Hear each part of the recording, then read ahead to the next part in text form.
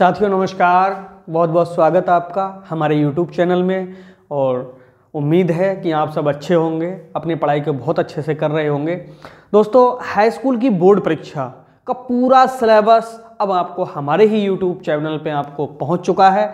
आप देखिए, बारीकी से इसका अध्ययन कीजिए। आपको कहीं से भी हमारे चैनल के अलावा हेल्प लेने की ज़रूरत ही नहीं पड़ेगी। और वैसे आप कहीं से शिक्षा ग्रहण कर रहे हैं तो और अच्छी बात है, किताबों से अगर पढ़ रहे हैं तो और अच्छी बात है। लेकिन मैंने सारे टॉपिक्स को इतना सरल और इतना लैंग्वेज इजी करके आपको दिया है कि शायद उम्मीद है कि आप अगर देखेंगे तो खुद समझेंगे।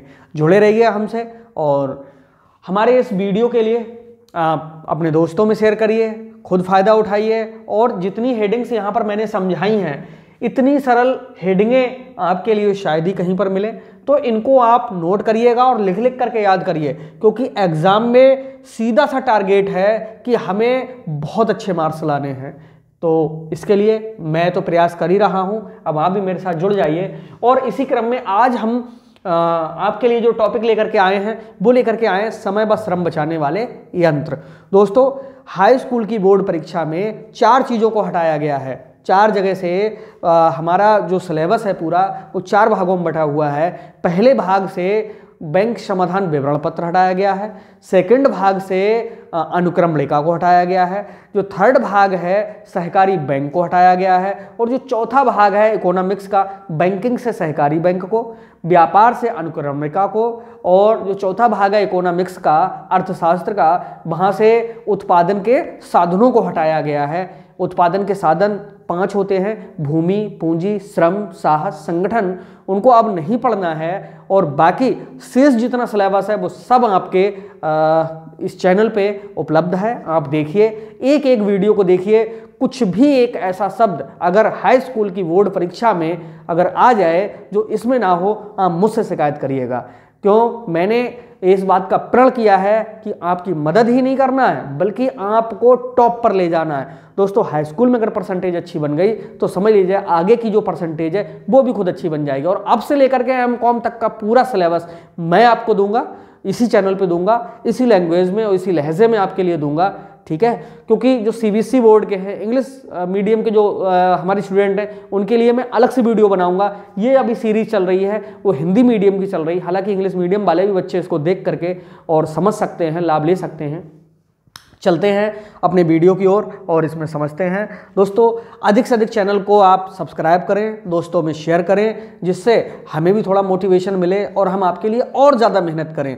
तो बनाए रखें अपना प्यार हमारे प्रति। मिलते हैं अपने टॉपिक से, जिसका नाम है समय व श्रम बचाने वाले यंत्र। इसका अर्थ क्या होता है? देखिए, किसी भी चीज़ के लिए हम सुनने में तो बहुत सिंपल यूज़ करते हैं, बोले हाँ ये समय और श्रम बचाने वाले यंत्र हैं, लेकिन उसको लिखने का नंबर आता है तो फिर उसको कैसे लिखा जाए जिससे सामने पढ़ने वाले पर, कॉपी चेक करने वाले पर प्रभाव पड़े और हम अपने लिखने के द्वारा ही दूसरे को प्रभावित कर सकते हैं। क्योंकि हमारा ना तो कॉपी में फोटो जा सकता है, ना हमारा नाम जाता है, ना हमारी पहचान जाती है। हमारी वहाँ पर सिर्फ एक ही पहचान होती है कि हमने लिखा कैसा है, हमने कैसी हेडिंगों को का इस्तेमाल किया है और टू द पॉइंट लिखा भी है या नहीं भी लिखा है। तो इन सब बातों को समझ करके आप कॉपी में लिखते रहिए। कोई प्रश्न दोस्तों छोड़ना नहीं है, आप किसी भी क्लास में क्यों ना हो, क्योंकि पेपर जितना पूछ रहा है उतना पूरा सॉल्व करना, क्योंकि मार्किंग जो मिलती है लिखे हुए पे मिलती है। ओके, अब यहाँ पर समय और श्रम बचाने वाले यंत्र का मतलब क्या है दोस्तों? वे मशीनें जो हमारे बिजनेस में लगाने से हमारा जो बिजनेस है वो सरल हो जाता है, कार्य में शुद्धता आ जाती है, मानवीय श्रम कम लगता है और किसी भी काम को अगर एक व्यक्ति को दे दिया बार बार करना पड़े, उसे बोरियत होती है। तो इन सब चीज़ों से बचाने वाली उन छोटी बड़ी मशीनों को ही हम समय व श्रम बचाने वाले यंत्र कहते हैं, जिनका प्रयोग एक बिजनेस में, कार्यालय में, आपके ऑफिस में खूब किया जाता है। इन्हीं को हम समय व श्रम बचाने वाले यंत्र कहते हैं। जी हाँ, यानी वे यंत्र जिनका प्रयोग करके कार्य को शुद्धता, सुगमता, आसानी से और एक रूपता में किया जा सके, उन्हीं को हम समय व श्रम बचाने वाले यंत्र कहते हैं।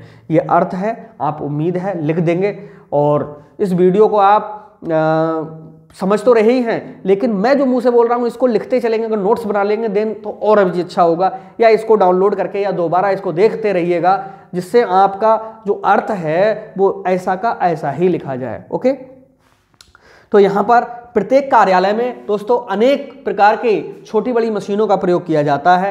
इन मशीनों का प्रयोग करने का सीधा सा एक ही उद्देश्य होता है कि कार्य में एक रूपता बनी रहे, समय भी बचे, श्रम भी बचे, और वहाँ पर जो कार्य कर रहे लोग हैं उनका मनोबल बना रहे। ऐसे यंत्रों को ही हम समय व श्रम बचाने वाले यंत्र कहते हैं। अब बात होती है कि ये तो हम समझ गए कि समय और श्रम बचाने वाले यंत्र किसे कहते हैं।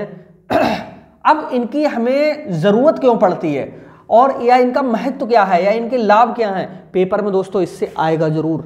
और ये भी आएगा कि समय और श्रम बचाने वाले यंत्र कौन कौन से हैं, उनमें से किसी 5 का वर्णन कीजिए, या उनमें से मतलब कुछ का वर्णन कीजिए, या कोई संख्या बता देगा या कुछ नहीं बताएगा, तो इनके बारे में आपको 2-2 3-3 लाइनें लिख देनी है। और मैंने यहाँ पर तो आपको 24 मशीनें या यंत्र यहाँ पर लिखे हैं। आप कहाँ तक भूलोगे, आप भूल ही नहीं सकते हो। मैं ये दावा करता हूँ कि सारे के सारे आपको याद रह जाएंगे, और कितने भी भूलोगे 20 से तो कम आपको याद रहेंगे ही नहीं। ठीक है, तो ये एक प्रश्न का उत्तर लिखने में हेडिंगें पर्याप्त हैं, कम नहीं है। तो यहाँ पर पहले ये समझेंगे कि दोस्तों या तो महत्व लिखने के लिए आते हैं या लाभ लिखने के लिए आते हैं। तो कौन कौन से, देखो, कार्य सही से होना। जब हम मशीनों का प्रयोग करते हैं तो हमारा जो कार्य है वो कैसा होता है, सही से होता है, यानी बिल्कुल एक जैसा होता चला जाता है। जैसा हम एक कागज पे करते हैं वैसा ही दूसरा, वैसे तीसरा, वैसे चौथा, ठीक है, तो लगभग एक सा होता चला जाता है। ठीक है, कार्य सही से होता है और एक सा होता है। समय की बचत, जैसे हमारे लिए अगर कोई पेपर लिखना है और हमें 50 पेपर लिखने हैं, तो हम लिखते लिखते लिखते थक भी जाएंगे, लिखावट भी सही नहीं आएगी, बोरियत भी होगी।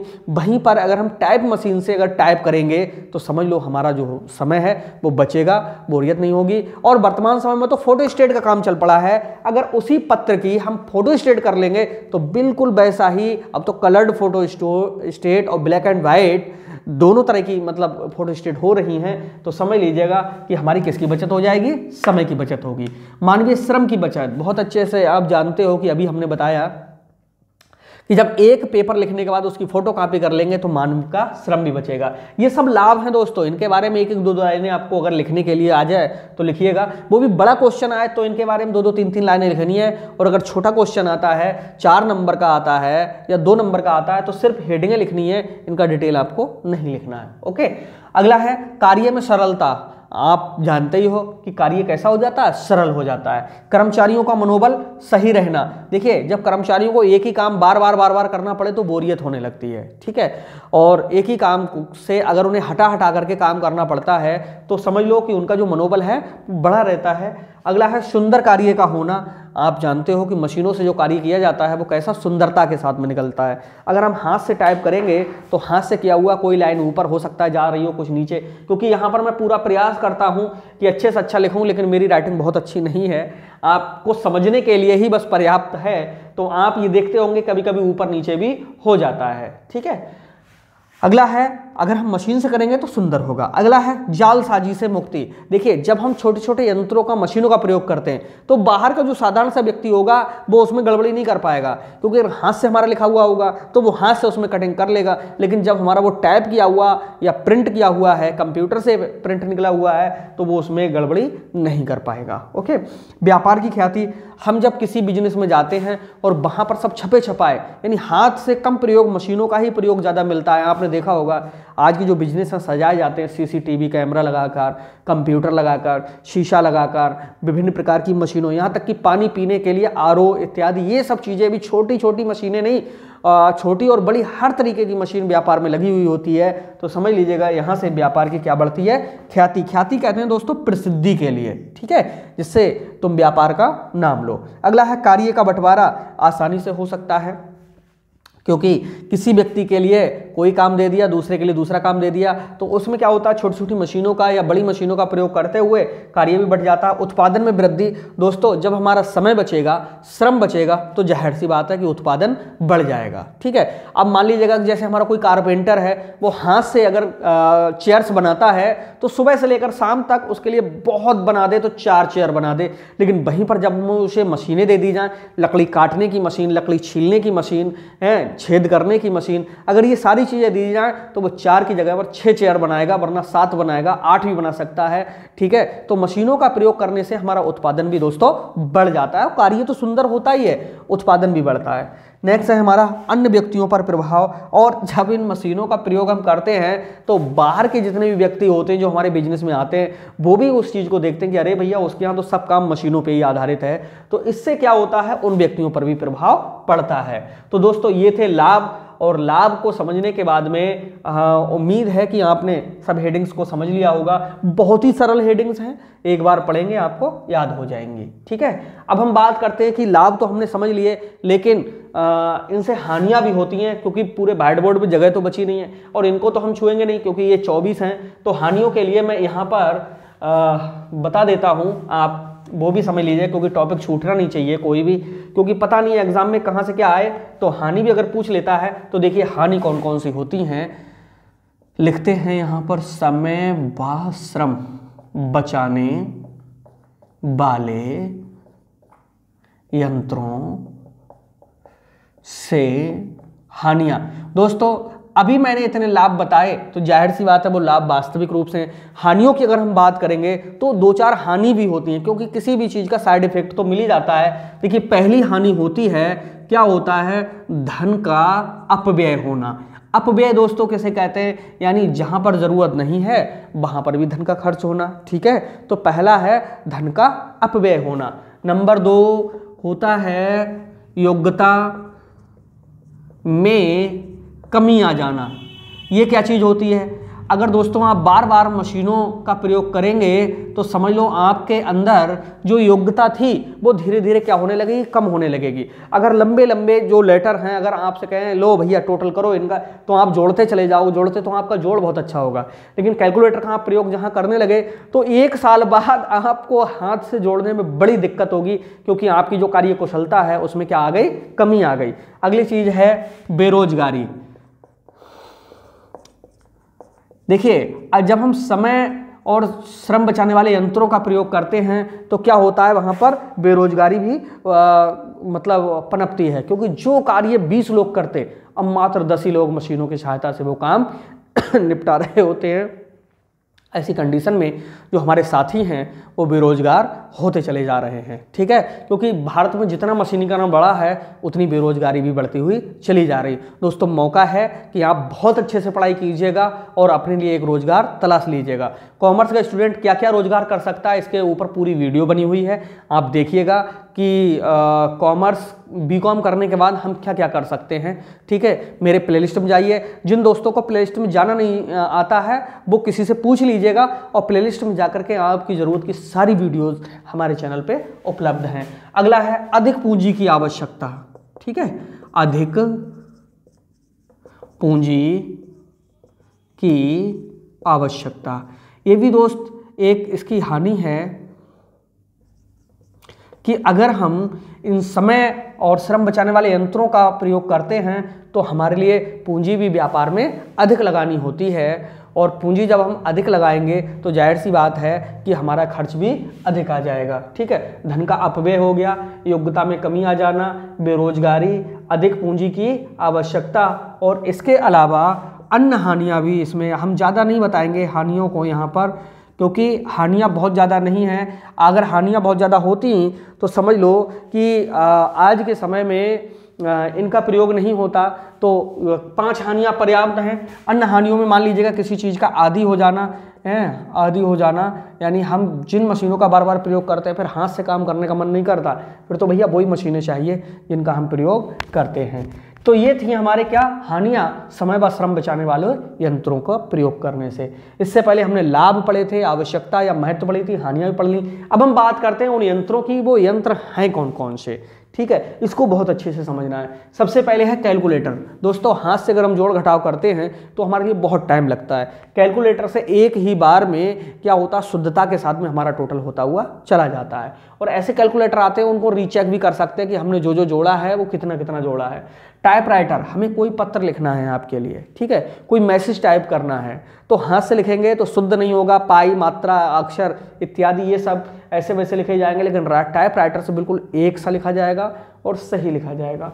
मोबाइल फ़ोन आप जानते हो कि हर बिजनेस के लिए, हर व्यापारी के लिए ज़रूरी हो गया। वो विज्ञापन कराते हैं तो हर जगह पर अपना mobile number, email number, WhatsApp number, ये सब अब डालने लगे, क्योंकि बिजनेस को रन करने में, ग्रो करने में, फैलाने में, विज्ञापन कराने में, बढ़ाने में, नई योजनाओं को लागू करने में, इन सब चीज़ों में मोबाइल फ़ोन की ज़रूरत हो रही है। ओके, आप जो सुन रहे हैं बस वही 2-1 लाइन इनके बारे में लिखते चले जाना, मैटर वैसे बहुत हो जाएगा। तारीख डालने वाली मशीन क्या होती है कि देखो दोस्तों, अगर हम हाथ से तारीख डालते हैं तो उस पर कटिंग हो सकती है, लेकिन जब हम ये तारीख डालने वाली मशीन का हम प्रयोग करते हैं तो एक तो तारीख बिल्कुल एक सी सुंदर और जल्दी जल्दी पढ़ती हुई चली जाती हैं। अब कोई व्यक्ति अगर तारीख में गड़बड़ी करता है तो वो गड़बड़ी ही नहीं कर पाएगा, क्योंकि हर व्यक्ति का प्रयोग करने की जो इंक होती है वो बदल ली जाती है, कि कोई हल्के से दूसरे कलर की इंक यूज करता है, कोई कैसे भी। इतनी जालसाजी करने के लिए व्यक्ति को फिर बहुत मेहनत करनी होगी। अगला है छेद करने वाली मशीन। जब कई कागजों को एक साथ रखा जाता है तो क्या होता है, उनमें छेद करना पड़ता है। तो अगर हम किसी नुकीली चीज़ से अगर छेद करते हैं तो कागज़ फटने की संभावना रहती है, लेकिन छेद करने वाली जो मशीन होती है वो उतने बीच का ही बिल्कुल छोटा सा गोल कागज़ काट करके इतना बड़ा निकाल देती है, और वो कागज़ बिल्कुल उसी में धागा डाल करके रख दिया जाता है, तो सुंदर भी लगता है देखने में और बिल्कुल एक जैसा निकलता चला जाता है। कंप्यूटर के बारे में तो आपको क्या बताएं, computer is an electronic device which intake the electronic data to process it and gives us meaningful output for us. ये वर्तमान समय में सबसे ज़्यादा यूज करने वाला है, और इसका जो प्रयोग किया जा रहा है वो व्यापार के क्षेत्र में ही नहीं, जिंदगी के हर क्षेत्र में प्रयोग हो रहा है। चाहे शिक्षा का क्षेत्र हो, चाहे चिकित्सा का क्षेत्र हो, चाहे खोज का क्षेत्र हो, पढ़ाई का हो, लिखाई का हो, सब चीज़ें आज किस पर आधारित हो गई, कंप्यूटर पर। प्रिंटर व स्कैनर, ये क्या चीज़ होती है कि अगर आपने कुछ चीज़ भेजी है या आपका हमने बिल बनाया है तो वो हम कंप्यूटर से प्रिंट निकाल लेंगे उसके लिए प्रिंटर के माध्यम से, और प्रिंटर के माध्यम से निकालने के बाद एक कॉपी अपने पास और एक आपको भेज देंगे। तो इसका भी खूब प्रयोग बिजनेस में किया जाता है। संख्या डालने वाली मशीन, ये नंबरिंग मशीन इसके लिए कहते हैं। इसमें क्या होता है कि दोस्तों बिल नंबर और सीरियल नंबर, आपने जो मतलब माल खरीदा है उसका कौन सा नंबर है उसके डालने के लिए मशीन होती है। ऑटोमेटिक मशीन होती है, जितनी बार दबाएंगे एक अगले संख्या बढ़ती हुई चली जाती है। तो ये संख्या डालने वाली जो मशीन है वो भी खूब व्यापार में प्रयोग की जाती है। टिकट छापने वाली मशीन दोस्तों, जिन पत्रों को हमें बाहर भेजना होता है तो उन पर टिकट चिपकाना पड़ता है, और टिकट चिपकाने के लिए क्या होता है कि टिकटों की हमें ज़रूरत होती है। तो डाक विभाग से क्या होता है कि हमारे लिए मशीन मिल जाती है और टिकट छपते हुए चले जाते हैं, ठीक है। और वो जितने टिकट हम छापते हैं उनका पैसा डाक विभाग को पे करना होता है। मुहर लगाने वाली मशीन, ये तो वही मुहर होती है दोस्तों। पहले क्या होता था, इंक अलग होती थी और एक मुहर बनी हुई होती थी।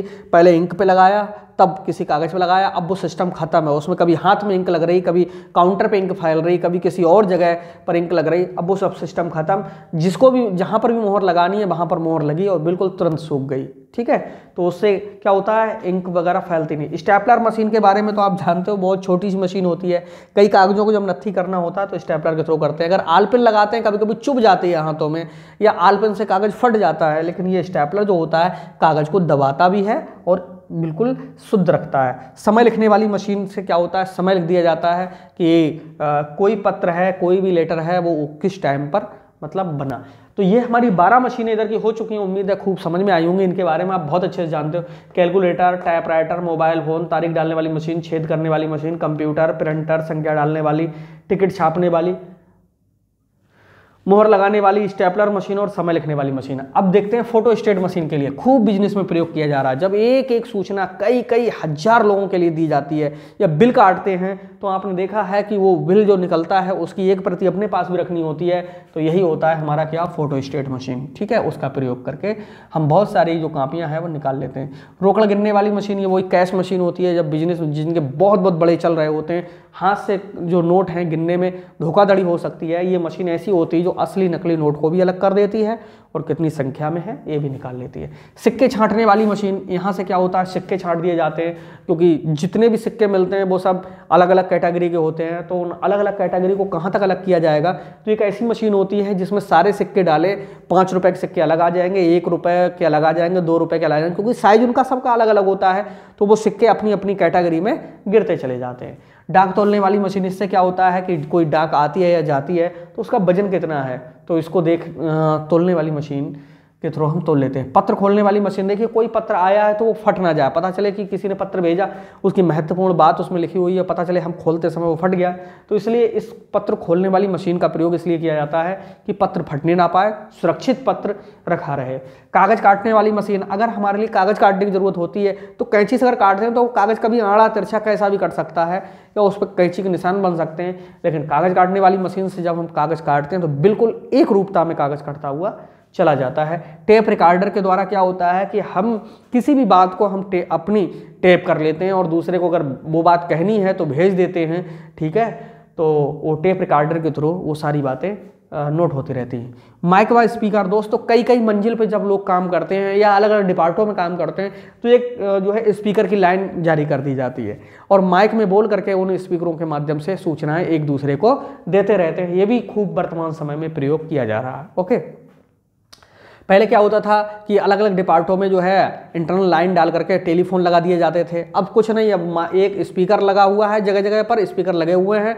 अगर हमारे लिए मिस्टर एक्स को बुलाना है तो उनका नाम पुकारा और जहाँ पर बुलाना है वहाँ पर वो उन्होंने सुन लिया और आ गए। लिफाफा छापने वाली मशीन, ये वो मशीन होती है जिसके थ्रू हम लिफाफा छापते हैं, यानी पत्र वगैरह किसी अन्य व्यक्ति को भेजना है, कुछ भी करना है तो ये लिफाफा छापने की मशीन है। चेक लिखने की मशीन, कोई चेक की अमाउंट में गड़बड़ी ना कर दे और चेक बिल्कुल सही लिखा जाए, इसके लिए चेक लिखने वाली भी मशीन होती है। इसमें क्या होता है कि जिस व्यक्ति को चेक हम दे रहे हैं उसका नाम, अमाउंट, तारीख, सारी बातें उस पर स्पष्ट रूप से लिख दी जाती हैं और हाथ से लिखने का प्रयोग नहीं होता है, तो इसमें कटिंग की भी संभावना खत्म हो जाती है। ये चेक लिखने वाली मशीनों का भी प्रयोग वर्तमान समय में खूब हो रहा है, क्योंकि कोई भी बिजनेस है उसमें सबसे ज़्यादा लेन देन जो हो रहे हैं वो चेक के माध्यम से ही हो रहे हैं। हम भी किसी को भुगतान करते हैं तो चेक के माध्यम से, भुगतान प्राप्त करते हैं दोस्त तो वो भी चेक के माध्यम से।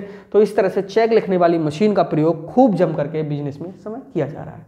अगला है CCTV. You know very well that it is the identify of any person in our business who comes. देखिए सीसीटीवी के थ्रू हम ये पता लगा लेते हैं कि कौन कौन हमारे यहाँ आया, कौन कौन चला गया।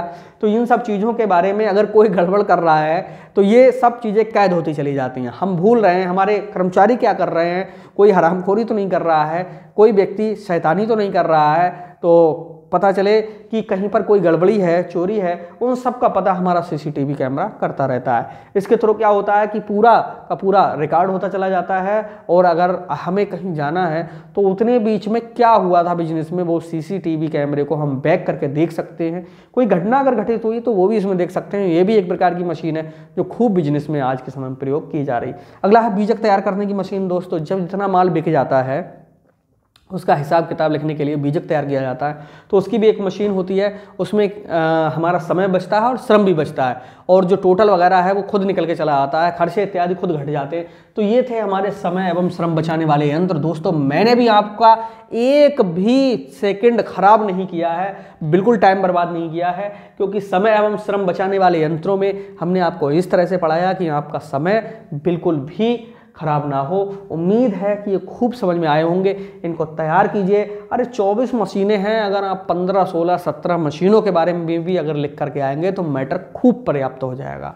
ठीक है, तो इसी तरह से जुड़े रहिएगा और अपने कोर्स को पूरे करते रहिएगा और मेरे साथ एक वादा कीजिएगा कि हम कुछ बन के दिखाएंगे। ओके, और कितनी भी बेरोजगारी क्यों ना हो, दुनिया भर की बातें क्यों ना हो, जिनके पास में नॉलेज होता है वो कभी पीछे नहीं हटते हैं। ठीक है, आपको रोजगार 100% मिलेगा और रोजगार ही नहीं मिलेगा, ऐसा मिलेगा जो आप भी अन्य लोगों को रोजगार देंगे। कॉमर्स हमारा बहुत ही अच्छा सब्जेक्ट है।